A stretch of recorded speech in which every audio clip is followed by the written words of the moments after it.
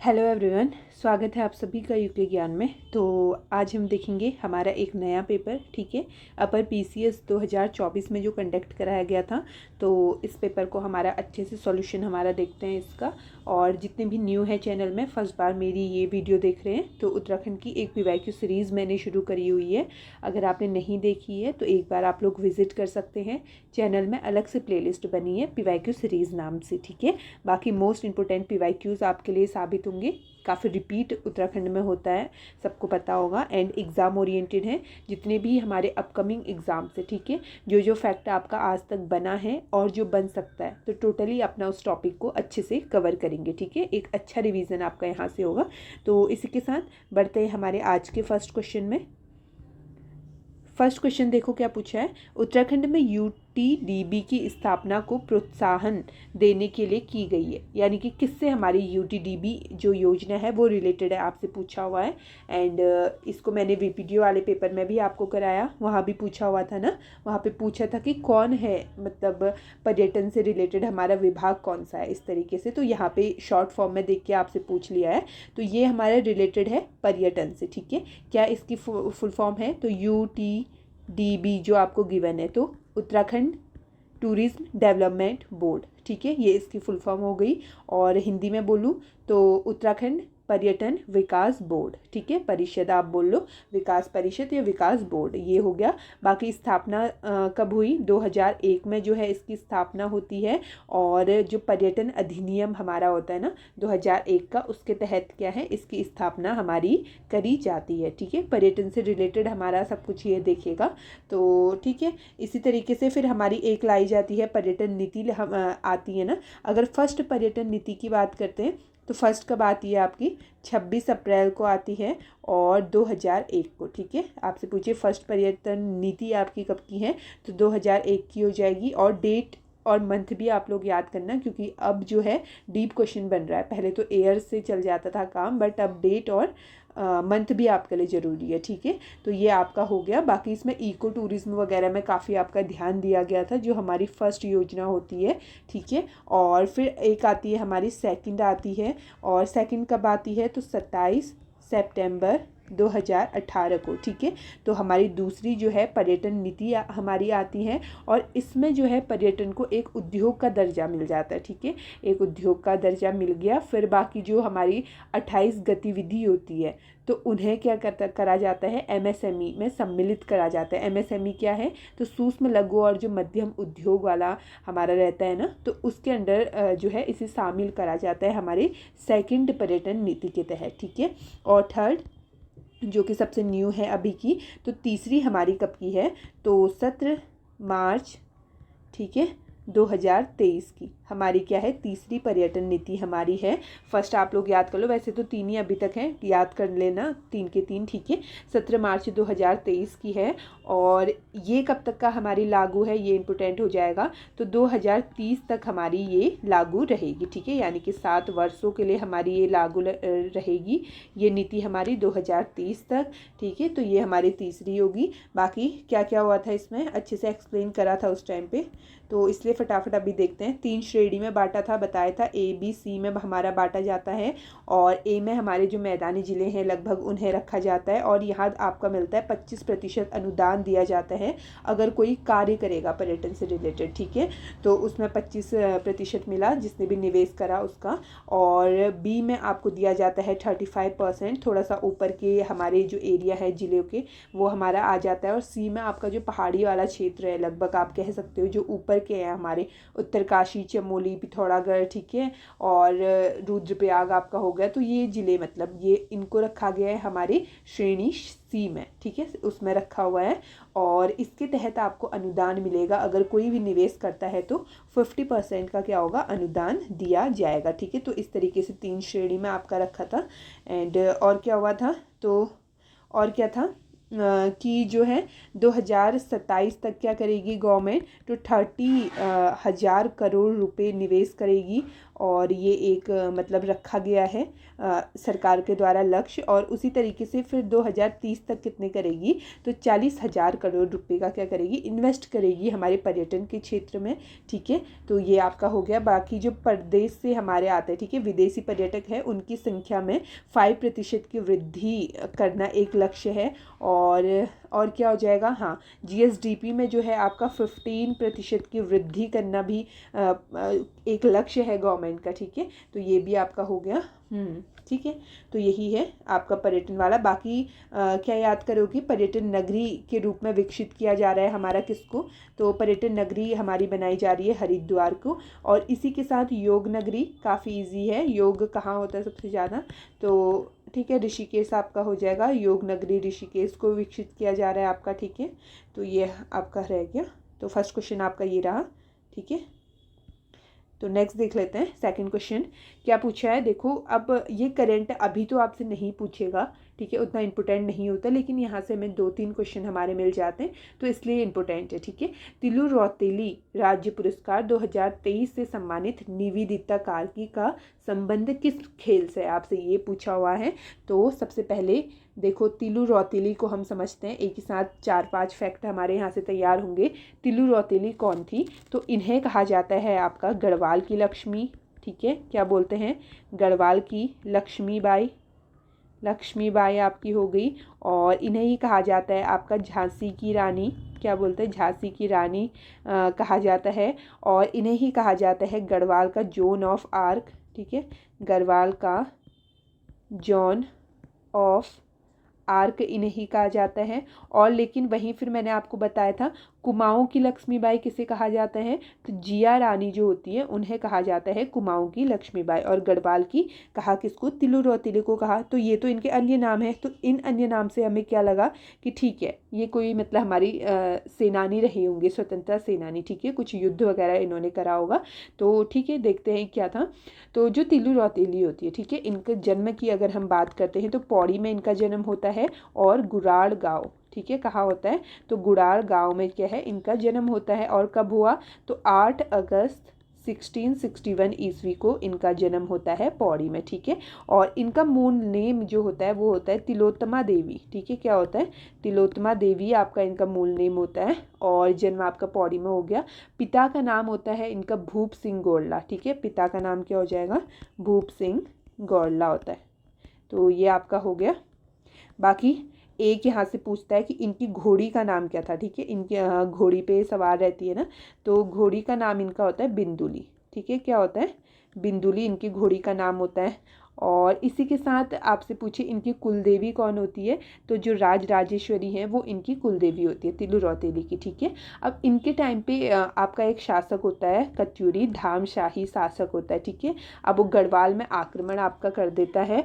और इसी तरीके से फिर उससे रोकने के लिए मानशाह की सेना जो है खैरागढ़ किले पे पहुंचती है। तो इस तरीके की स्टोरी है। फिर इनके पिता और जो भूप सिंह गोरला है, ठीक है, तो उनका युद्ध होता है कत्यूरियों के साथ, और वो लेकिन वहाँ मारे जाते हैं। इसी तरीके से इनके भाई भी होते हैं। ठीक है, पथवा और भक्तू, तो वो भी, इनका भी बाद में युद्ध होता है, लेकिन फिर वो भी युद्ध में आगे चल करके आपके मारे जाते हैं।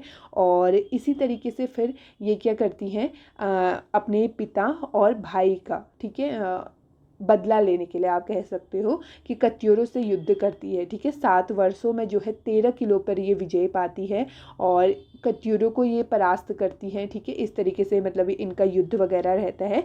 लेकिन फिर होता क्या है कि एक बार ये नहा रही होती है, ठीक है, अपना मतलब स्नान ग्रहण कर रहे होते हैं। तो मई 1683 की बात है। तो ठीक है, नहा रहे थे, तो इसी बीच में क्या होता है, हमारा एक कत्यूरी शासक होता है और वो धोखे से क्या कर देता है, इनकी हत्या कर देता है नहाते हुए। ठीक है, इन्हें पता नहीं चलता है और पीछे से आके वार कर देता है। और एक कहाँ स्नान ग्रहण कर रही होती है, तो पूर्वी नयार जो नदी हम पढ़ते हैं। ठीक है, तो पूर्वी नयार नदी में नहाते वक्त क्या है, नदी तट पर एक कत्यूरी सैनिक जो हमारा होता है कौन करता है, तो रामू रजवार। ठीक है, रामू रजवार आपका होता है कत्यूरी सैनिक। कैसा है, तो कत्यूरी सैनिक आपका होता है, तो धोखे से क्या कर देता है, इनकी हत्या कर देता है। तो ये रहा आपका तिलु रौतेली से रिलेटेड फैक्ट।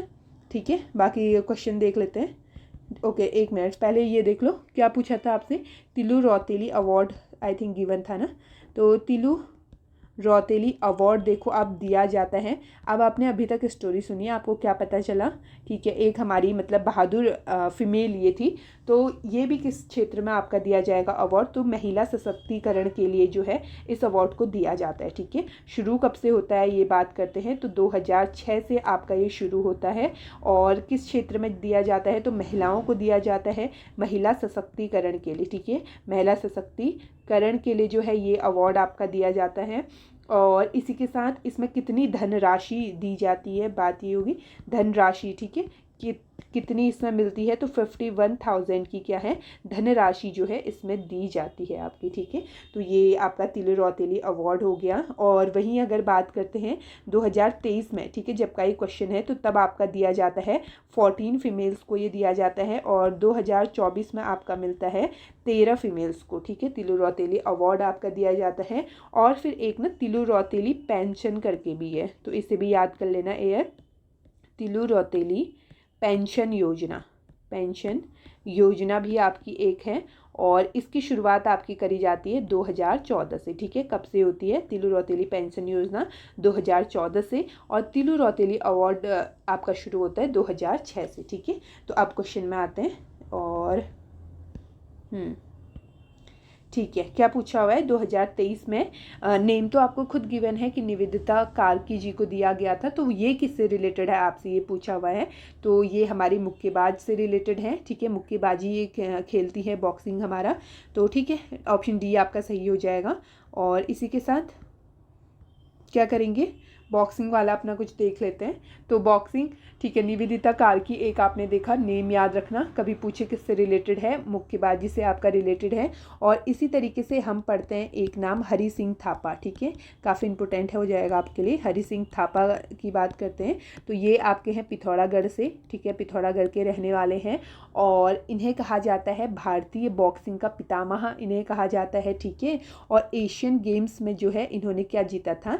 रजत पदक जीतने वाले ये पहले बॉक्सर खिलाड़ी हमारे थे। ठीक है, कौन थे? हरि सिंह थापा। इसलिए इंपॉर्टेंट हो जाता है आपका, एशियन गेम्स में पहला रजत पदक जो है इन्होंने जीता था। ठीक है, और फिर उसी तरीके से एक जो कि काफ़ी पूछता है, पद्म बहादुर मल्ल। ठीक है, कौन है? पद्म बहादुर मल्ल। तो इन्होंने क्या करा था? तो ये भी क्या करते हैं ना, अब देखो जो हमारे पद्म बहादुर मल्ल है, तो ये करते हैं एशियन जो गेम्स होते हैं हमारे, तो उनमें ये जीतते हैं पहला गोल्ड। ठीक है, फर्स्ट रजत तो किसने जीता? आपका हरि सिंह थापा ने। और फर्स्ट गोल्ड स्वर्ण पदक आपका जीता किसने? पद्म बहादुर मल्ल ने। ठीक है, ये आपका गोल्ड लिखा हुआ है, स्वर्ण पदक आपका हो जाएगा जीता। ठीक है, और इनसे फिर और भी बनता है आपका पद्म बहादुर मल्ल की अगर बात करते हैं तो 1962 में, ठीक है, 1962 में इन्हें मिलता है अर्जुन अवार्ड। अर्जुन अवार्ड खिलाड़ी को दिया जाता है ना, तो अर्जुन अवार्ड इन्हें दिया जाता है। ठीक है, और इसी तरीके से फिर 2013 में इन्हें क्या मिलता है? Devbhoomi Uttarakhand lifetime achievement award इन्हें मिलता है। ठीक है, पद्म बहादुर मल्ल को मिला 2013 में मिलता है। ठीक है, ये 13 लिखा हुआ है। और इसी के साथ फिर और कौन कौन है आपके मुक्केबाजी से रिलेटेड? तो एक आपके हैं जयदेव बिष्ट, आपसे पूछे तो ये भी आपके मुक्केबाजी से ही रिलेटेड हैं। और ठीक है, मुक्केबाज हो जाएंगे। बाकी इन्हें जो है 2009 में आपका दिया जाता है द्रोणाचार्य अवार्ड। और द्रोणाचार्य अवार्ड किससे रिलेटेड है? तो कोच को, आपको जो कोच होते हैं उनको दिया जाता है, ये याद रख लेना। ठीक है, और इसी के साथ और कुछ बॉक्सर्स देख लेते हैं। तो एक है हमारी प्रियंका चौधरी हैं, और प्रियंका चौधरी, ठीक है, तो ये भी हमारी बॉक्सर ही हैं। और इसी के साथ ये है हमारी उधम सिंह नगर की रहने वाली। और ये क्यों इम्पोर्टेंट है? क्योंकि जो हमारी वियतनाम में, ठीक है, वियतनाम में एक होता है आपका एशियन बॉक्सिंग चैम्पियनशिप होता है, तो वहाँ ये क्या जीतती हैं? तो कांस्य पदक। ठीक है, ब्रॉन्ज मेडल हमारा ये जीतती है प्रियंका चौधरी। और इसी के साथ आपकी है एक निकिता चंद, बोले आपसे निकिता चंद, निकिता, एक मिनट फिर से लिख देती हूँ, निकिता चंद। ठीक है, तो ये भी आपसे आपकी रिलेटेड है, किससे, बॉक्सिंग से ही जो है इनका रिलेशन है। और ये हैं आपकी पिथौरागढ़ की निवासी हैं। और जूनियर एशियन चैम्पियनशिप जो होती है 2023 में, उसमें ये क्या करती हैं, तो गोल्ड मेडल आपका जीतती हैं। ठीक है, ये आपका हो जाएगा। इसी के साथ एक और है आपकी नेहा कसन्याल, आपसे बोले तो ये भी आपकी बॉक्सर ही हैं, बॉक्सिंग से इनका रिलेशन है। ठीक है, और कौन कौन हो जाएंगे, और नेम तो अब देखो काफ़ी सारे हैं। एक है आपकी विनीता मेहर भी आपकी हैं। ठीक है, विनीता मेहर भी आपकी हैं और इनका रिलेशन भी है बॉक्सिंग से। और इसी के साथ एक आपके है किशन सिंह बिष्ट। ठीक है, किशन सिंह बिष्ट आपके हो जाएंगे, ये भी मुक्केबाजी से है इनका रिलेशन। ठीक है, और एक आपके धर्मचंद भी हैं, धर्मचंद आपके हैं। और राजेंद्र कुमार पुनेड़ा भी हैं, राजेंद्र कुमार पुनेड़ा। ठीक है, तो ये सभी रिलेटेड हैं आपके किससे, तो बॉक्सिंग से। ठीक है, तो ये आपका हो गया आपका क्वेश्चन सेकंड। तो नेक्स्ट क्वेश्चन आप देख लेते हैं। उत्तराखंड का निम्नलिखित में से कौन सा नृत्य जो है उत्सव यूनेस्को की अमूर्त विरासत सूची में शामिल है, आपसे ये पूछा हुआ है। रम्माण, चांचरी, छोलिया और झुमेलो आपको गिवन है। ये सब हमने काफ़ी बार कर दिया इन्हें। ठीक है, तो अभी मेन क्वेश्चन पे ही रहते हैं। तो रम्माण आपका राइट आंसर हो जाएगा। ये हमारा यूनेस्को में लिस्टेड है, अमूर्त, जिसको छू नहीं सकते हैं। ठीक है, ऐसा कुछ लोक कला आपकी इसमें हो जाएगी। तो इस तरीके का रहता है आपका अमूर्त विरासत में। तो अगर ठीक है, रम्माण एक बार फिर से करते हैं, क्योंकि बहुत पहले के पेपर में मैंने इसे एक दो बार कराया है, तो लंबा गैप हो गया, इसे देखते हैं अच्छे से। रम्माण आपका होता है, कहाँ होता है, तो चमोली में आपका होता है। ठीक है, चमोली का कौन से ब्लॉक, जोशीमठ। ठीक है, जोशीमठ ब्लॉक में आपका होगा इसका आयोजन। और गांव की अगर बात करें तो जैसे सलूड़ हो गया आपका, ठीक है, डुंगरा हो गया और सेलंग, तो इन क्षेत्रों में होता है आपका रम्माण जो उत्सव का आयोजन। ठीक है, और इसमें जो है रम्माण देखो, अब इसमें होता है रामायण के जो हमारे प्रसंग होते हैं, तो उसी कारण इसका नाम है रम्माण। ठीक है, रामायण से जुड़े प्रसंग इसमें करे जाते हैं, हमारा देखने को मिलता है, इसलिए उसी नाम पे रम्माण जो है नेम रखा गया है आपका। और उत्सव की बात करते हैं तो ये आपका मनाया जाता है 11 से 13 दिन तक लगभग आपका ये उत्सव मनता है। ठीक है, और इसमें एक मिनट, ठीक है, 11 से 13 दिन तक हो गया आपका।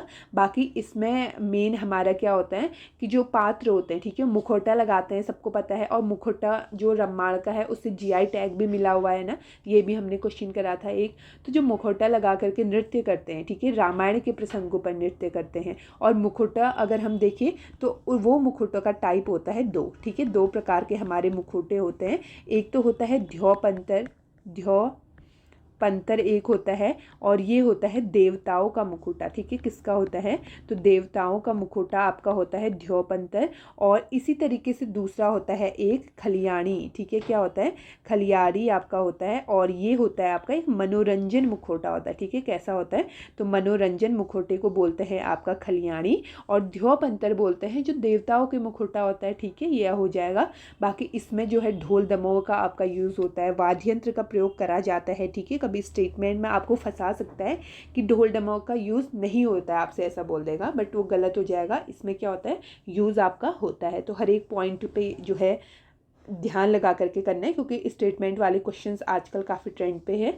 ठीक है, और हाँ फिर देखो, अब ढोल दमाऊं वाद्य यंत्र का तो आपका यूज़ होता है, लेकिन एक इम्पोर्टेंट आपका क्या है कि पात्र जो होते हैं ना, उनके बीच में आपस में कोई भी संवाद नहीं होता है। ठीक है, संवाद नहीं होता है और नहीं होता, ये याद रखना है। आपको दे देगा कि पात्रों के बीच में संवाद होता है, तो वहीं पे स्टेटमेंट गलत हो जाएगा, क्योंकि संवाद हमें देखने को नहीं मिलता है। एक एक पॉइंट पे अच्छे से सुनना है। ठीक है, और फिर इसके बाद हमारे आते हैं नृत्य हमारे होते हैं। ठीक है, एक होता है कुरु जोगी का नृत्य होता है। आपसे बोले कुरु जोगी कैसा नृत्य है, तो ये कैसा है, एक हास्य नृत्य आपका है। ठीक है, हंसी वाला आपका नृत्य है। और ऐसे कांटे कुरु मतलब क्या होता है, मतलब कांटे होते हैं ना, छोटा छोटा ग्रीन कलर का जो कपड़े में चिपकता है, इस तरीके का, तो उसी से रिलेटेड है मतलब। तो कुरु जोगी जो है आपका एक हास्य नृत्य आपका हो गया। और इसी तरीके से फिर एक आपका होता है बढ़िया बढ़ियाण। ठीक है, बढ़िया बड़ियान नृत्य एक आपका होता है। और ये कहाँ से रिलेटेड है आपका, तो ये रिलेटेड है आपका तिब्बत व्यापारियों पे आधारित है। किस पे है, तो तिब्बत से पहले से काफ़ी व्यापार होता था ना, तो उसी पर आधारित एक नृत्य है बड़ियान आपका हो जाएगा। और एक होता है मौर मौर्यान, एक क्या होता है मौर यान नृत्य आपका हो जाएगा। तो ये किससे रिलेटेड है आपका, तो ये आपका रिलेटेड है जो पशुपालक होते हैं ना, तो उनसे रिलेटेड है। ठीक है, पशुपालक और उनकी जो वाइफ होती है, पत्नी होती है, तो उससे रिलेटेड आपका नृत्य कौन सा हो जाएगा, तो मौर मौर्यान हो जाएगा। ठीक है, बाकी लिखा ये पेन पता नहीं इसमें यूज़ नहीं होती है, तो ये मौर मौर्यान लिखा हुआ है। ठीक है, तो पशुपालक और उससे वाइफ से रिलेटेड आपका नृत्य हो जाएगा। तो 3 नृत्य देखे, कुरु जोगी, बड़ियान और मौर मौर्यान। और इसी तरीके से एक इसमें देखने को मिलता है क्या, माल मल्ल युद्ध। ठीक है, कौन सा युद्ध, माल मल्ल युद्ध इसमें देखने को मिलता है। तो ये किसके बीच का युद्ध है, तो स्थानीय लोग और जो गोरखाओं का शासन चला था ना, तो उसी को दर्शाता है। स्थानीय लोग व गोरखाओं के बीच जो युद्ध हमारा होता है, तो उसी का वर्णन करता है हमारा माल मल्ल युद्ध। ठीक है, तो ये याद रख लेना। बाकी ठीक है, ये आपका हो जाएगा। ओके, तो अब आते हैं किस पे, तो यूनेस्को में आते हैं। तो यूनेस्को में इसे कब डाला जाता है, ये तो हमने देख लिया कि ठीक है शामिल हुआ।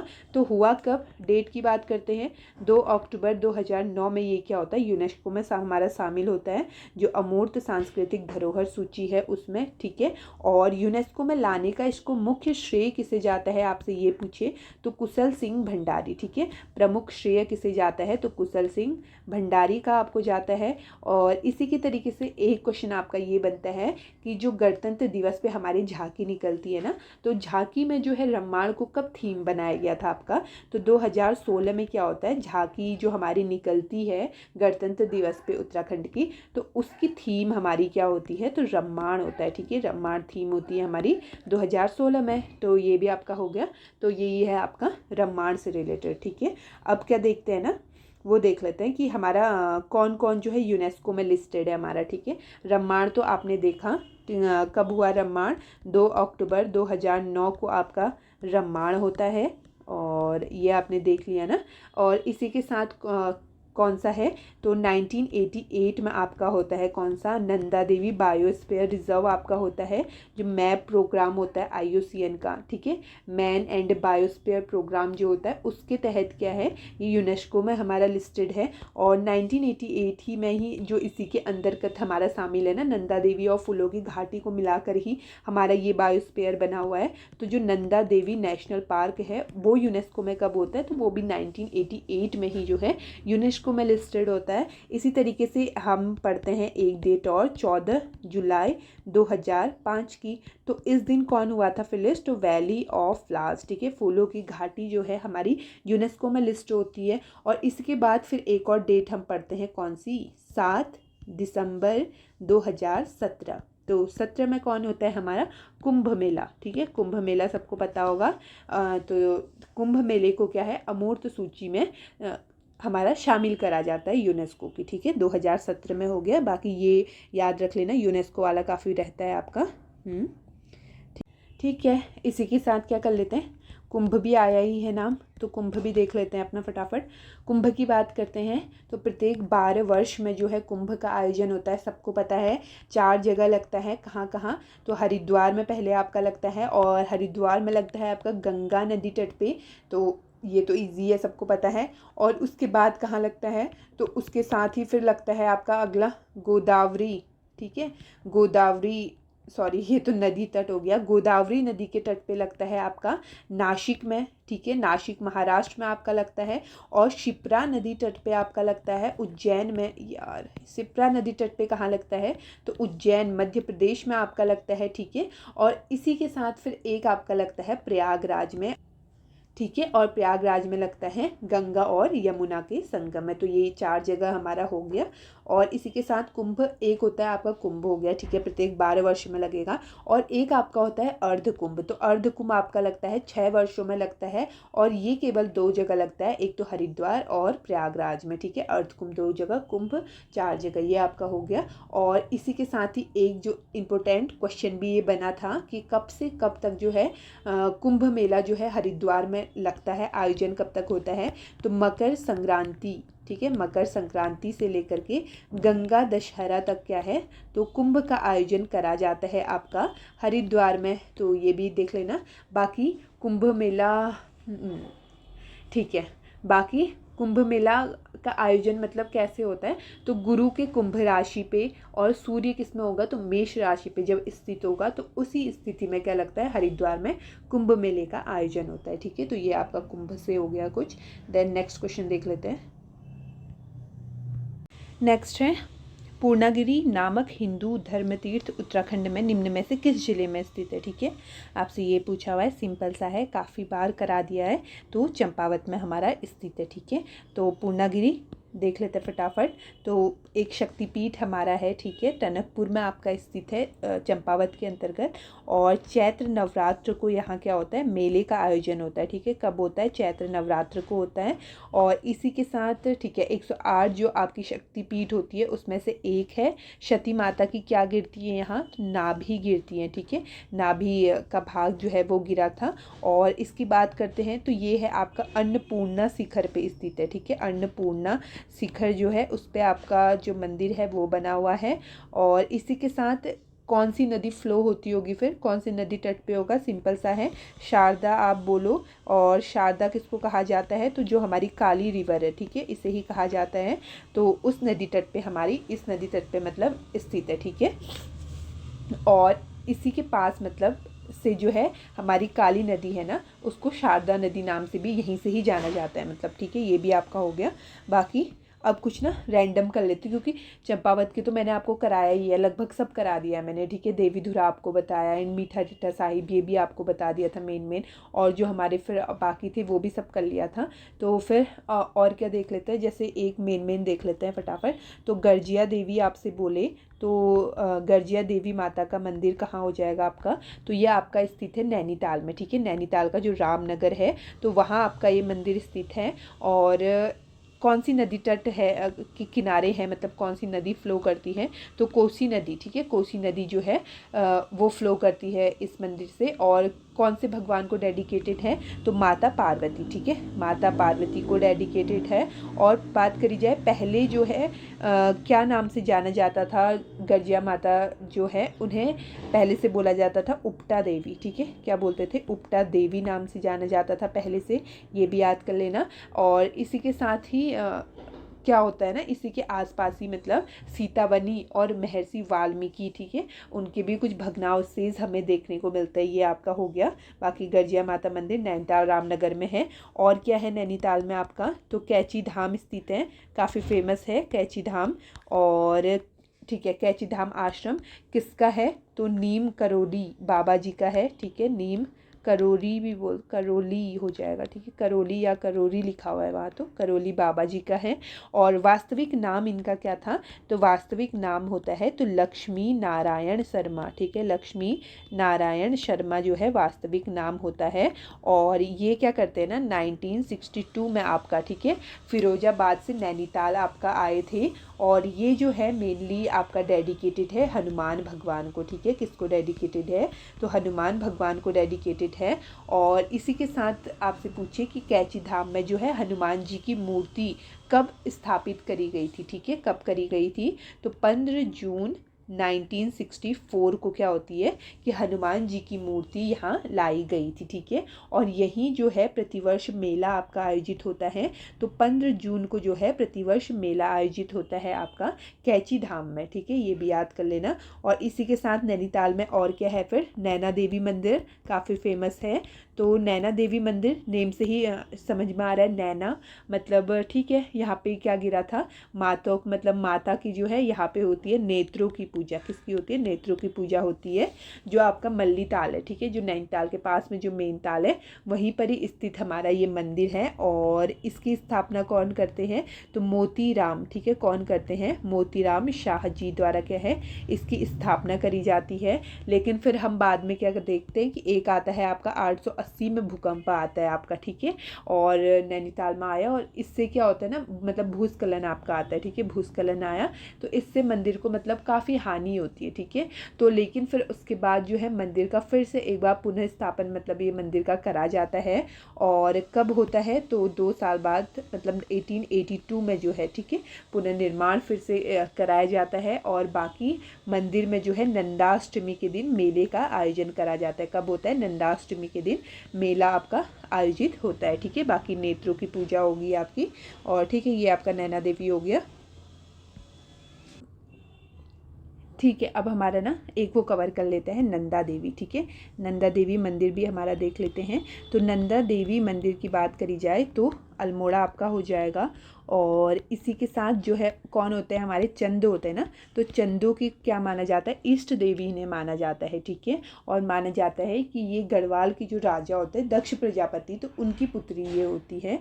और इसी के साथ अल्मोड़ा में आपके 3 देवालय आपके स्थित है, ठीक है। मंदिर जो है मेन उस परिसर में 3 देवालय आपके स्थित है। और इसकी कुछ प्रोसेस होती है, तो जैसे कि हम एक पढ़ते हैं हिस्ट्री में कि बाज बहादुर चंद जो हमारा होता है, ठीक है, बाज बहादुर चंद जो हमारा होता है वो क्या करता है? नंदा देवी की प्रतिमा जो होती है उसको गढ़वाल से लेकर के आता है अल्मोड़ा। और अल्मोड़ा में स्थापित कहाँ पे करता है? तो मल्ला महल, ठीक है, मल्ला महल में जो है मूर्ति को स्थापित करवाता है। लेकिन फिर हमारा एक आता है कमिश्नर ट्रेल आता है, ठीक है। ट्रेल बाद में आया, तो ट्रेल क्या करता है कि मल्ला महल से मूर्ति को कहाँ ले जाता है? तो पर्वतेश्वर मंदिर, ठीक है, पर्वतेश्वर मंदिर में आपका रखता है। और इसे ही कहा जाता है आपका नंदा देवी मंदिर, ठीक है। पर्वतेश्वर मंदिर में रखा, इसे ही कहा जाता है आपका नंदा देवी मंदिर, ठीक है। तो ये आपका हो गया बाज बहादुर चंद गढ़वाल से अल्मोड़ा लाया, मल्ला महल में रखा, मल्ला महल से फिर देन ट्रेल क्या करता है? पर्वतेश्वर मंदिर में रखता है, ये हो गया। और यही जो है मेले का आयोजन होता है आपका भाद्रपद में, ठीक है। भाद्रपद अष्टमी के दिन जो है यहाँ मेले का आयोजन आपका होता है। तो ये आपका नंदा देवी भी हो गया। बाकी और मेन आपको कराया है अभी तो सभी, ठीक है। तो इतना रखते हैं, नेक्स्ट क्वेश्चन देख लेते हैं, ठीक है। तो नेक्स्ट क्वेश्चन हमारा किससे रिलेटेड है? तो जनगणना से आपका रिलेटेड है 2011 की। और क्या पूछा हुआ है? उत्तराखंड के किस जनपद में जो है महिला साक्षरता दर सबसे कम है? तो आपसे ये क्वेश्चन करा है। तो साक्षरता क्या होता है? कितने साल से ऊपर? तो जो 7 ईयर से ऊपर हमारे होते हैं, ठीक है, तो उन सबको काउंट करा जाता है। जो भी किसी लैंग्वेज में बोल सकता है, पढ़ सकता है, तो उन सबको काउंट करा जाता है आपका साक्षरता के अंतर्गत, ठीक है। तो ये हो गया। और फिर सबसे पहले देख लेते हैं साक्षरता थी कितनी आपकी। ओवरऑल आपकी थी 78.82% आपकी ओवरऑल थी। और देश में जो है उत्तराखंड का स्थान आपका 17वां था, ठीक है। और वहीं अगर देखिए मेल और फीमेल की देख लेते हैं, तो मेल की आपकी थी, ठीक है, पुरुषों की आपकी कितनी थी साक्षरता? तो 87.40% आपकी पुरुष की साक्षरता थी। और देश में जो है स्थान कितना था? तो 13वां स्थान आपका होता है पुरुष का, ठीक है, साक्षरता की दृष्टि से। और वहीं अगर फीमेल की बात हम करते हैं तो 70.0%। ये तो काफ़ी बार पूछा हुआ है आपका, ये मोस्टली पूछता है बहुत, वैसे ये 2 भी पूछे हुए हैं, मतलब फीमेल वाला ज़्यादा करता है तो पूछता है। तो इसी के साथ देश में कौन सा स्थान होता है? तो 20वां स्थान जो है फीमेल का आपका होता है, ठीक है। अब आपसे क्वेश्चन है कि कहाँ की जो है साक्षरता दर फीमेल की सबसे कम थी? तो उत्तरकाशी की सबसे कम होती है, ठीक है, साक्षरता फीमेल में न्यूनतम। और वहीं फिर देख लेते हैं, अगर आपसे ओवरऑल की बात करता है तो ओवरऑल मैक्सिमम कर देती हूँ। ओवरऑल सबसे ज़्यादा आपकी देहरादून की है मैक्सिमम, फिर आपकी चलो 84.25% लगभग देहरादून की आपकी है। फिर आपकी नैनीताल की है 83% में कुछ। और फिर आपका है चमोली 82% में लगभग 0.65% इस तरीके से। और फिर आपका पिथौरागढ़ है चौथे नंबर पे 82.25%, ठीक है। ये तो आपका ओवरऑल मैक्सिमम हो गया। और मिनिमम की न्यूनतम की आपसे बात करें तो उधम सिंह नगर के सबसे ज़्यादा न्यूनतम है, फिर आपके हरिद्वार की सबसे न्यूनतम है, फिर है आपकी टिहरी की, और फिर कहाँ की है? तो उत्तरकाशी की सबसे न्यूनतम है, ठीक है। तो ये तो ओवरऑल आपका हो गया। और लेकिन वहीं फिर मेल में अगर बात करते हैं, मेल में सबसे हाईएस्ट की बात करते हैं, ठीक है, सर्वाधिक पुरुष साक्षरता कहाँ की है? रुद्रप्रयाग की आपकी है, ठीक है, कहाँ की है? रुद्रप्रयाग की आपकी है। और कितनी है? तो 93.90% है, ठीक है। और फिर उसके बाद आपकी कहाँ की है? तो चमोली की आपकी है 93% लगभग। और फिर आपकी अल्मोड़ा की है 92% लगभग, ठीक है। ये तो मेल में मैक्सिमम हो गया। और मेल में सबसे कम कहाँ की है? न्यूनतम की बात करी जाए तो न्यूनतम पुरुष साक्षरता मेल में है हरिद्वार की, ठीक है, हरिद्वार की सबसे न्यूनतम है 81.04% जो है हरिद्वार की है, देन उधम सिंह नगर की है मेल में, ठीक है, ये याद रख लेना। और इसी तरीके से फीमेल की बात करते हैं, फीमेल में हाईएस्ट की बात करते हैं, सर्वाधिक कहाँ की है, तो देहरादून की सर्वाधिक है, देन फिर नैनीताल की आपकी सर्वाधिक है फीमेल में, ठीक है। और न्यूनतम सबसे कम न्यूनतम कहाँ की है महिला साक्षरता, तो उत्तरकाशी की है, जो कि क्वेश्चन में भी आपसे पूछा हुआ है, देन टिहरी की हमारी न्यूनतम है, ठीक है। तो ये आपका डाटा हो गया आपका साक्षरता वाला। और कुछ डाटा हमारा कवर कर लेते हैं। अगर आपसे बोले कि उत्तराखंड की कुल जनसंख्या आपसे पूछे तो 100,86292 आपकी ये थी ना कुल जनसंख्या। और ये जो है देश की, ठीक है, मतलब हमारे भारत की कुल कितने प्रतिशत थी, तो केवल 0.83% जो है हमारे उत्तराखंड की साक्षरता है कंपेयर में हमारे देश के, ठीक है, ये आपका हो गया। देन अगर पुरुष कितने हैं आपसे बोले तो 51% आप लगभग इसे ले सकते हो, 50.93% है आपका मेल। और वहीं फिर 51 कोई भी 100% होता है तो 49 आपका बचता है, तो ये कौन हो जाएंगी हमारी फीमेल हो जाएंगी, ठीक है। 49.07 है, बट 49 ही आप लोग याद करो। और इसी के साथ सबसे हाईएस्ट की बात करते हैं, सर्वाधिक कहाँ की है, हरिद्वार आपकी सबसे ज़्यादा जनसंख्या है, देन देहरादून में है, फिर उधम सिंह नगर में, देखो सब नीचे के ज़िले हमारे हैं, ठीक है। फिर हमारा नैनीताल में है चौथे नंबर पे, और नैनीताल वाला तो काफ़ी बना है क्वेश्चन अलग से। और फिर पाँचवें में आपके कहाँ है, तो पौड़ी में आपके 5वें नंबर पे है, ठीक है। अकेले 50% लगभग आप बोल सकते हो कि हमारे इन तीनों जनपद पर निवास करती है, हरिद्वार, देहरादून और उधम सिंह नगर में, ठीक है। और इसी तरीके से सबसे कम कहाँ की है फिर, तो रुद्रप्रयाग की सबसे कम है, देन फिर चंपावत की है, और तीसरे पे है आपका बागेश्वर, और चौथे पे आपका है उत्तरकाशी, और पाँचवें पे आपका है चमोली, ठीक है, चमोली आपका है। तो क्या दिख रहा है कि पहाड़ी ज़िले हमारे हैं ना, तो ऑब्वियसली बात है वहीं कम आपकी साक्षरता होगी। और इसी के साथ ही ये कंफ्यूज नहीं करना है, क्योंकि एरिया वाइज अगर आपसे क्षेत्रफल में सबसे छोटा बोले तो चंपावत है, ठीक है। और ये आपकी जनसंख्या की बात कर रहा है तो रुद्रप्रयाग में सबसे कम जनसंख्या है, तो ये आपका जनसंख्या हो गया। देन लिंगानुपात कितना था, तो लिंगानुपात आपका कितना था, 963 था ना, मतलब पर 1000 मेल में आपके कितने फीमेल्स हैं, तो 963 ओवरऑल था। और इसी के साथ अगर आपसे बोले मैक्सिमम कहाँ तक का था आपका लिंगानुपात, तो अल्मोड़ा का था 1139 था, और फिर रुद्रप्रयाग का था 1114 था, ठीक है। फिर पौड़ी का आपका होता है, फिर बागेश्वर का होता है। इसी तरीके से न्यूनतम की बात करते हैं तो हरिद्वार का सबसे कम लिंगानुपात है 880 ही केवल, और फिर देहरादून का है 902, फिर उधम सिंह नगर आपका आता है, और फिर क्या आता है, नैनीताल आता है। तो ये आपका हो गया लिंगानुपात, ठीक है। तो ठीक है, बाकी 10 की वृद्धि दर कितनी हुई थी, 18.81% हुई थी ना हमारी। और नेगेटिव वाला मोस्टली याद रखना, पॉजिटिव तो देखो उधम सिंह नगर में आपकी हुई थी, और लेकिन नेगेटिव भी कहीं हमें देखने को मिली थी, पौड़ी में आपकी हुई थी -1.41% की माइनस में जो है वृद्धि दर हुई थी। और इसी तरीके से अल्मोड़ा में आपकी हुई थी -1.28%, ठीक है। तो ये आपका हो गया। और जनघनत्व आपसे बोले यानी कि 1 स्क्वायर किलोमीटर के अंतर्गत कितने लोग आपके रहते हैं, तो 189 था ना। और ये दोनों आपसे पूछा हुआ था, 2001 की बात करते हैं 159 था, और अभी 2011 में आपका 189 था, यानी कि 30 बढ़ा था। तो ये आपसे दोनों डाटा आपसे पूछे थे पीसीएस का जो पेपर हुआ था 2025 में हाल ही का, तो ये देख लेना। बाकी सबसे ज़्यादा जनघनत्व आपका हरिद्वार में है, 801 जनघनत्व हमें देखने को मिलता है हरिद्वार में। देन फिर उधम सिंह नगर है, फिर देहरादून आपका है, और फिर नैनीताल है। और सबसे न्यूनतम की बात करते हैं तो उत्तरकाशी में सबसे न्यूनतम है केवल 41, देन चमोली आपका 49, पिथौरागढ़ 68, फिर बागेश्वर है आपका 116, ठीक है। यानी कि न्यूनतम में कहाँ के हैं, आपके ऊपर के जो बड़े जिले हैं, ठीक है, ये देख लेना। नेक्स्ट क्वेश्चन देखते हैं, उत्तराखंड का कितना प्रतिशत लगभग भाग मैदानी है। देखो कितना बेसिक क्वेश्चन पूछा हुआ है ना। तो मैदानी, अब देखो कुछ भाग हमें कुछ नहीं, हाँ ठीक है, कुछ भाग हमें मैदानी देखने को मिलता है, और मोस्टली पार्ट हमें क्या देखने को मिलता है, तो पर्वतीय पहाड़ी देखने को मिलता है, ठीक है, ये सबको पता है। तो मैदानी हमारे दो ही हैं, उधम सिंह नगर और आपका हरिद्वार वाला क्षेत्र, ठीक है। और बाकी लगभग और कुछ पार्ट आप कह सकते हो नैनीताल, पौड़ी वगैरह का, बट मोस्टली पहाड़ी ही है।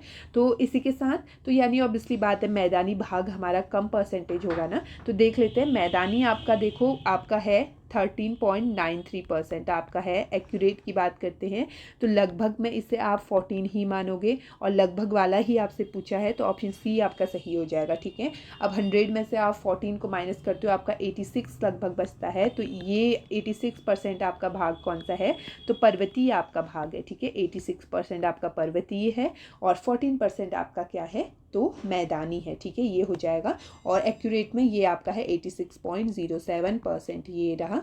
तो ये हो गया। अब देखो इतने बेसिक क्वेश्चन भी आपके बन जाते हैं। और वही फिर अगर आपसे 1% और पूछ सकता है, हमें क्या पता है, 2 सब डिविजन्स है, गढ़वाल एंड कुमाऊं। और गढ़वाल के अंतर्गत है आपके 7 जिले और वहीं कुमाऊं के अंदर आपके कितने हैं, तो 6 जिले हैं। तो ऑब्वियसली बात है, ठीक है, गढ़वाल का क्षेत्रफल आपका ज़्यादा होगा। गढ़वाल का कितना हो जाएगा, तो 60.67% आप बोल सकते हो। और वही कुमाऊं का कितना है, तो 39.33%, ठीक है। अब इन्हें ईजी बनाने के लिए मतलब तो क्या कर लो, इसे 60% लगभग मान लो या 61% मान लो, या और इसे मान लो कितना अपना 40% लगभग या 39, ठीक है, जैसे कर सकते हो। तो इतने एक्यूरेट आप ले लो, तो ठीक है, ये हो जाएगा आपका। और क्या देख सकते हैं बाकी, ठीक है, ये आपका हो गया। और इसी के साथ इंटरनेशनल बाउंड्री भी आपसे पूछा हुआ था, तो ये सब बेसिक मैप वाले क्वेश्चंस भी आपको याद रखने हैं। और इसी के साथ जो आंतरिक ज़िले होते हैं, आंतरिक वाला क्या होता है, अंदर के ज़िले हमारे जो किसी भी देश राज्य से हमारे सीमा साझा नहीं करते हैं, तो कितने हैं, 4 हैं ना। 2 हैं आपके कुमाऊं के और 2 हैं आपके गढ़वाल के। कुमाऊं के कौन से हैं, बागेश्वर और अल्मोड़ा आपका है। और वहीं गढ़वाल की बात करते हैं तो टिहरी एंड रुद्रप्रयाग आपका है, ठीक है, टिहरी और रुद्रप्रयाग आपका हो जाएगा। और इसी के साथ ही बागेश्वर और अल्मोड़ा आपका आंतरिक जिले, ये भी आप याद कर लेना। इसी के साथ इंटरनेशनल बाउंड्री 5 लगाते हैं। ऊपर के 3 जिले उत्तरकाशी, चमोली एंड पिथौरागढ़ आपका चाइना से, देन फिर पिथौरागढ़ और ठीक है चंपावत और उधम सिंह नगर आपका कहाँ से, सॉरी नेपाल से लगाता है, ठीक है, ये इंटरनेशनल बाउंड्री हो गया। और इसी के साथ ही आपकी लगती है 2 अन्य राज्यों से, हिमाचल से लगाता है देहरादून एंड उत्तरकाशी। और वहीं यूपी से आपका लगाते हैं कौन, तो दून लगाता है, हरिद्वार लगाता है, पौड़ी, और फिर कुछ पार्ट आपका नैनीताल का, और मोस्टली पार्ट आपका उधम सिंह नगर का। तो ये भी आप देख लेना, ठीक है। और इस तरीके से बेसिक क्वेश्चंस आप देख लेना।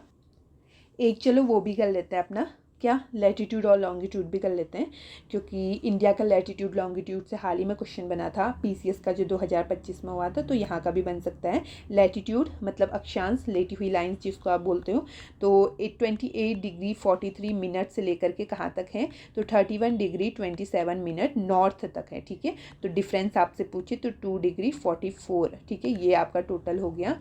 और इसी के साथ आपसे बोल दे, क्या बोले, लॉन्गिट्यूड आपसे बोले, लॉन्गिट्यूड आपसे बोले यानी देशांतर आपसे बोले, तो देशांतर आपका कितना है, 77 डिग्री 34 मिनट से लेकर के 81 डिग्री 2 मिनट ईस्ट आपका है, ठीक है।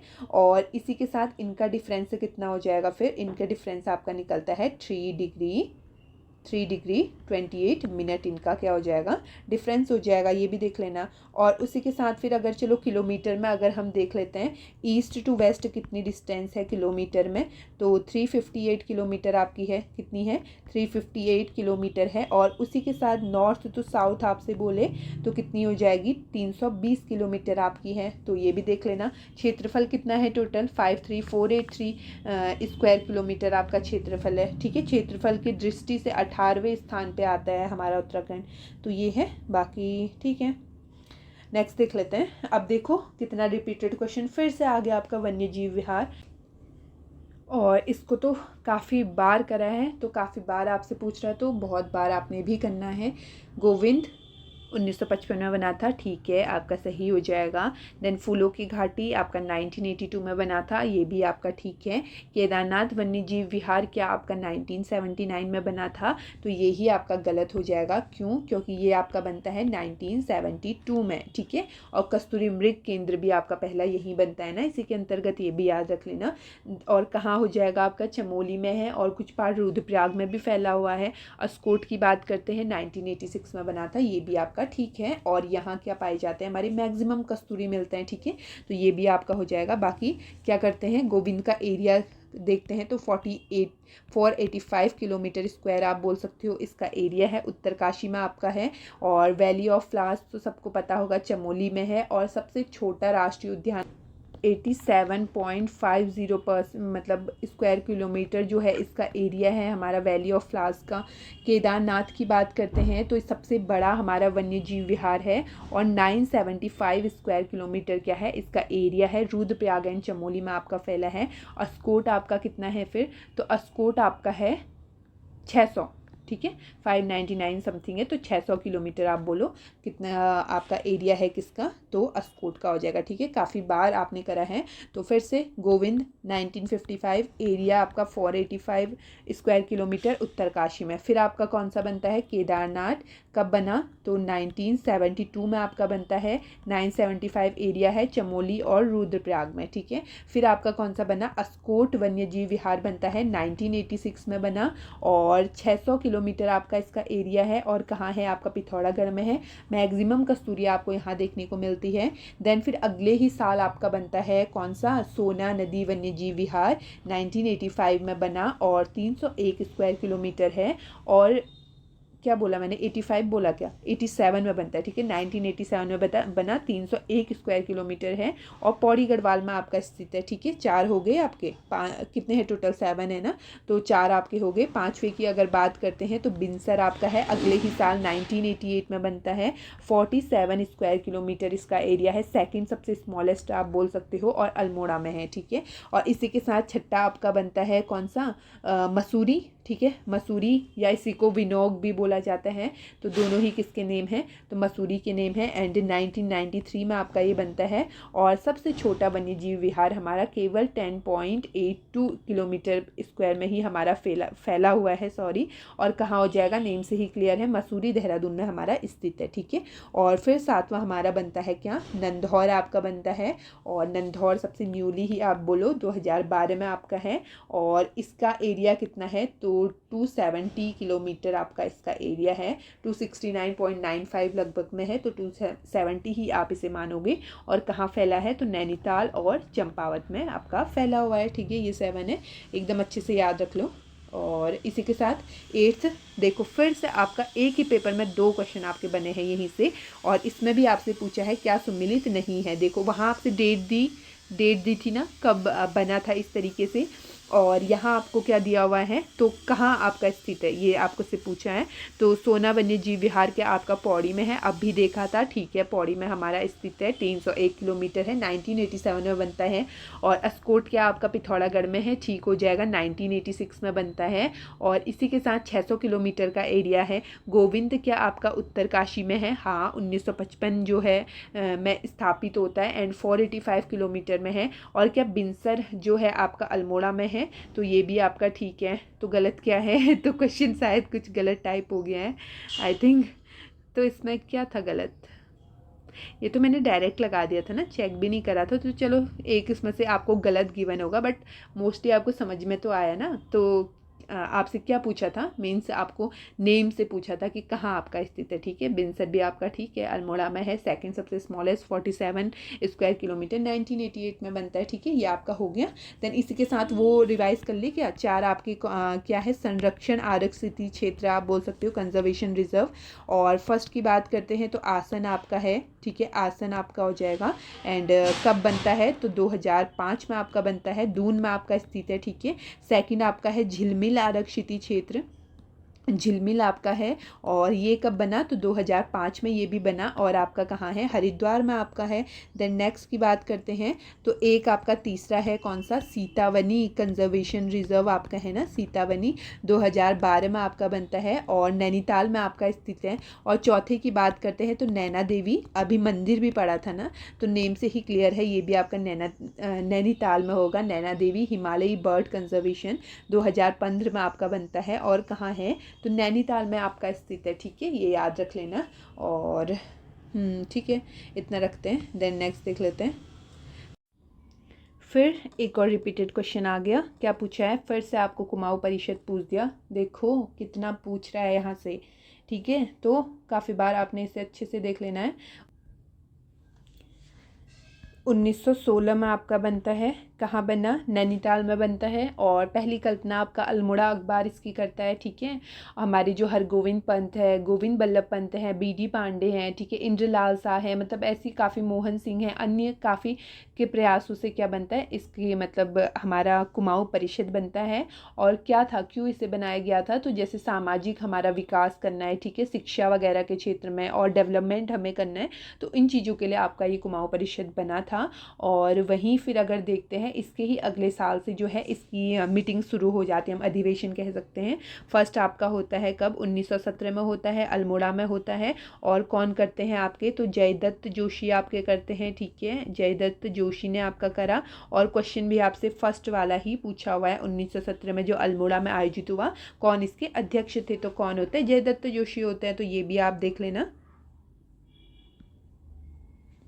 और फिर वहीं अगर बात करते हैं सेकंड की, आपका अगले ही साल 1918 में होता है, हल्द्वानी में होता है, कौन होता है, तारादत्त गैरोला जी इसके होते हैं, ठीक है। तीसरे की बात करते हैं, 1919 में आपका होता है, कोटद्वार में हुआ, और बद्रीदत्त जोशी होता है, ठीक है, नाम याद रखना, बद्रीदत्त जोशी हैं आपके तीसरे वाले। और फिर वहीं फोर्थ की बात करते हैं, आपका 1920 में होता है, अगले ही साल काशीपुर में आपका हुआ, और यहाँ के अध्यक्ष आपके बनते हैं हरगोविंद पंत, ठीक है। कौन बने चौथे के, तो हरगोविंद पंत आपके बनते हैं। और पांचवे की बात करते हैं, तो पांचवा आपका 1923 में हुआ, ठीक है, 3 साल बाद आपका आयोजित हुआ, और टनकपुर में होता है, यानी चंपावत में। और अब बनते हैं हमारे बीडी पांडे, कौन बने, बीडी पांडे आपके बनते हैं। और इसी के साथ छठा हमारा कब होता है, फिर 1926 में होता है, और कहाँ हुआ, आपका रानीखेत के पास में हुआ। और कौन इसके थे लास्ट, तो हमारे कौन थे, मुकुंदी लाल थे, ठीक है, मुकुंदी लाल हमारे होते हैं। और फिर 1926 में ही क्या करा जाता है, इसका विलय हो जाता है हमारा आईएनसी में, ठीक है, कांग्रेस के अंतर्गत इसका विलय कर दिया जाता है। तो 6 सेशन से, और 6 से बार बार क्वेश्चन रिपीट हो रहा है, तो अच्छे से इन्हें देख लेना। अध्यक्ष कब हुआ, तो डेट सेम सेम है, लेकिन फिर 3 ईयर वाला गैप भी आप देख लेना, और कहाँ हुआ, ठीक है, तो ये रहा, ठीक है। बाकी जो ऑप्शंस हमें गिवन थे, तो उसमें से बीडी पांडे को काफ़ी बार कराया यार, और जीबी पंत को भी बहुत कराया, लेकिन हरगोविंद पंत जी को नहीं देखा है, तो इन्हें देख लेते हैं, ठीक है। हरगोविंद पंत जी की बात करते हैं, तो इनका जन्म आपका होता है 1885 में, और कहाँ होता है, तो अल्मोड़ा में आपका हुआ, ठीक है। और इन्हें कहा जाता है क्या, इन्हें कहा जाता है कांग्रेस की रीढ़, क्या कहते हैं, तो कांग्रेस की रीढ़ इन्हें कहा जाता है। और इनसे स्टेटमेंट बनता है कि जो हमारा भारत छोड़ो आंदोलन होता है ना, तो उस समय क्या होता है, सबसे पहले मतलब सर्वप्रथम जो है नज़रबंद करा जाता है हमारा हरगोविंद पंत जी को। कहाँ करा जाता है, अल्मोड़ा में नज़रबंद करा जाता है, ठीक है। और इसी के साथ ही 1928 में हमारा ये एक कार्य करते हैं, क्या करते हैं कि कुमाऊँ में जो कुलीन हमारे ब्राह्मण होते हैं, ठीक है, उनको क्या था, मतलब हल नहीं चला सकते थे, इस तरीके का था ना, तो कुलीन ब्राह्मणों द्वारा हल ना चलाए जाने वाली जो प्रथा होती है, उसको खुद ये क्या करते हैं, तोड़ते हैं। कहाँ तोड़ते हैं, बागेश्वर में तोड़ते हैं, हल चला करके, ठीक है, स्वयं हल चलाते हैं और प्रथा को तोड़ते हैं 1928 में बागेश्वर में। ये आपका हरगोविंद पंत से हो गया। देन नेक्स्ट और लास्ट देख लेते हैं, ठीक है, ये भी फिर रिपीटेड है। क्या पूछा है आपसे, शैलाश्रय दे दिया है, एंड जनपद आपसे पूछा हुआ है, ठीक है। तो आपको बताना है कौन सा आपका सही है, 3 गलत है, 1 सही आपको गिवन है। काला माटी के चंपावत में है, गलत हो जाएगा, आपका अल्मोड़ा में स्थित है। किमनी ग्राम आपका उत्तरकाशी में है, ये भी रॉन्ग है आपका। ये कहाँ है आपका, तो चमोली में आपका स्थित है। फड़कानौली आपका चमोली में है, तो ये भी आपका गलत हो जाएगा। ये आपका कहाँ स्थित है, तो अल्मोड़ा में आपका स्थित है। और मल्ला पैनाली क्या अल्मोड़ा में है, तो ये आपका ठीक है, और क्वेश्चन का राइट आंसर है, ठीक है, डी ऑप्शन सही हो जाएगा। इसी के साथ क्या देखते हैं, काफ़ी बार तो इन्हें कर ही लिया है, वैसे तो बहुत बार बता दिया है। हुडली आपसे पूछे तो ब्लू कलर के यहाँ से क्या दिखते हैं, मतलब नीले कलर के आपको शैल चित्र यहाँ से मिलते हैं। और आरओ के पेपर में पूछा था, तो कलर भी आपको याद रखना है, ठीक है। हुडली आपका कहाँ है, उत्तरकाशी में आपका स्थित है। और इसी के साथ ही फल सीमा आपसे बोले, फल सीमा, तो फल सीमा आपका अल्मोड़ा में है। और यहाँ से क्या मिलते हैं, योग मुद्रा की मानवाकृतियाँ कहाँ से मिलती हैं, तो फल सीमा में आपकी मिलती हैं, ठीक है। और इसी के तरीके तरीके से जो आपको किमनी ग्राम गिवन है, तो किमनी हमारा किमनी से क्या मिलता है, वाइट कलर के, ठीक है, सफ़ेद रंग के आपको शैल चित्र मिलते हैं, आपका चमोली में स्थित हो जाएगा। और इसी के साथ ही मलारी भी है ना, मलारी गांव आपका चमोली में स्थित है। और यहाँ से शवधानों की खोज कौन करता है, आपसे पूछ सकते हैं, तो शिव प्रसाद डबराल जी जो है यहाँ से शवधानों की खोज करते हैं। इसी के साथ ही जो हमारा गढ़वाल विश्वविद्यालय है वो यहाँ सर्वेक्षण का कार्य करता है 1983 से लेकर के 2001 के बीच में। और फिर मतलब इन्हें मतलब क्या मिलता है, 2002 में जो है ना, इन्हें यहाँ से प्राप्त होता है 5.2 kg का एक मुखावरण, मतलब मुखावरण मतलब मुकुट मिलता है, ठीक है, मुकुट जो है इन्हें यहाँ से प्राप्त होता है। तो ये आपका कहाँ है, चमोली में स्थित है, मलारी गांव, ये याद रख लोगे। बाकी ग्वारखा गुफा आपसे बोले तो ये भी आपका चमोली में है ना, ग्वारखा गुफा भी आपका चमोली में है और अलकनंदा नदी तट पे है। और सबसे सुंदर मानव आकृतियाँ हमें यहाँ से देखने को मिलती है, ठीक है, मानव को जो है त्रिशूल के आकार में दिखाया गया है, स्टेटमेंट में पूछ सकता है। और इसी के साथ ही आपको मतलब जानवरों के चित्र भी, रंगीन चित्र यहाँ से देखने को मिलते हैं। मुख्य विषय आपका है पशुओं को हाका दे करके घेरना, ठीक है, ये आपका है। और प्रसिद्ध करने का श्रेय किसे जाता है, आपसे ये पूछे तो राकेश भट्ट को जाता है प्रसिद्ध करने का श्रेय, ठीक है, तो ये आपका हो गया। और इसी के साथ ही क्या कर सकते हैं, बनकोट आपसे पूछता है, बनकोट आपका कहाँ है, तो पिथौरागढ़ में आपका स्थित है। 1989 में इसकी खोज होती है और यहाँ से आपको मिलते हैं कितने मानव आकृतियाँ, तो 8 ताम्र मानव आकृतियाँ आपको प्राप्त होती है, कहाँ से, तो बनकोट से, ठीक है, ये आपका हो गया। और इसी तरीके से आपको 5 प्राप्त होती है, कहाँ से, नैनी पातल, नैनी पातल भी आपका कहाँ है, तो पिथौरागढ़ में ही आपका स्थित है, ठीक है, आपका नैनी पातल आपका हो जाएगा। और ये भी कहाँ स्थित है, आपका पिथौरागढ़ में ही है। और इसकी खोज करी जाती है आपकी 1999 में। और यहाँ से कितनी ताम्र मानव आकृतियाँ मिली, तो 5 मिलती है, ठीक है, तो ये भी देख लेना। उसी तरीके से फड़का नौली आपसे बोले तो फड़का नौली जो है आपका, ये इसकी खोज होती है आपकी 1985 में। और पेट शाल एक आपका है, ठीक है, क्या है, पेट शाल आपका है, और इसकी खोज आपकी होती है 1989 में। और ये दोनों ही हमारे स्थित है, कहाँ है, दोनों ही आपके अल्मोड़ा में है। और दोनों की ही खोज करते हैं हमारे यशोधर मठपाल, कौन करते हैं, यशोधर मठपाल जी द्वारा दोनों की खोज करी जाती है। और ये आपका हो गया, ठीक है। बाकी लखू उडियार वगैरह ये सब तो बताया ही हुआ है, ये आपका अल्मोड़ा में ही हो जाएगा। और इसी तरीके से एक आपका आता है बहादराबाद, आता है बहादराबाद आपका है। और ये आपका कहाँ है, तो ये आपका है हरिद्वार में, ठीक है, कहाँ हो जाएगा, हरिद्वार में है। और 1951 में क्या होता है, यहाँ से ताम्र उपकरण और मृद भांड हमारे मिलते हैं, मतलब प्राप्त यहाँ से होते हैं, ठीक है। और ये आपका हो गया, ठीक है, तो यही है आपका हरिद्वार में स्थित है।